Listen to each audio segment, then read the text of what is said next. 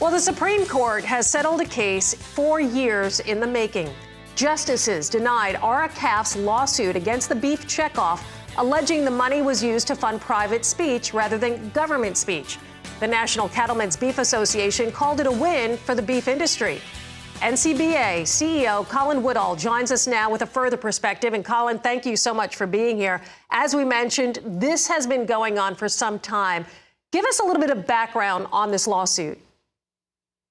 It really comes down to a question as to whether or not the checkoff has adequate oversight by USDA to ensure that those dollars are being used according to the act and the order, which is the legislation and the regulations that dictate how the checkoff should work. And by the Supreme Court coming forward and denying RCAF's request that they hear the case shows quite clearly that USDA has adequate oversight and these dollars are being used correctly. So it is a big win, not just for NCBA, but for the entire industry, especially the checkoff. I was going to ask you about the ruling now. It means, this really in favor of the beef checkoff and the industry as a whole. It is in favor of the checkoff in the industry as a whole. But the one thing everybody needs to understand is this wasn't just RCAF. RCAF was represented in this case by a group called Public Justice. And Public Justice actually does legal work for the Animal Legal Defense Fund and for PETA, two organizations that want to put us completely out of business.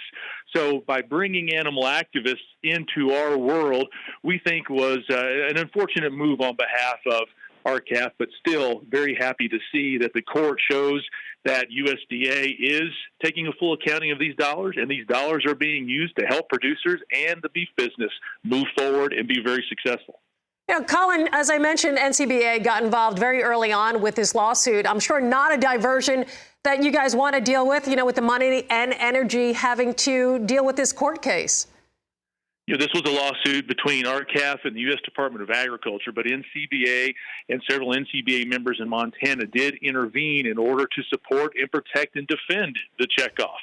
And yes, we were doing that with dues dollars that otherwise would be used for our activities in Washington, D.C. No checkoff dollars were used by NCBA in this effort, but we believe very strongly in what the checkoff does, and we felt that this was a good use of funds in order to protect this program.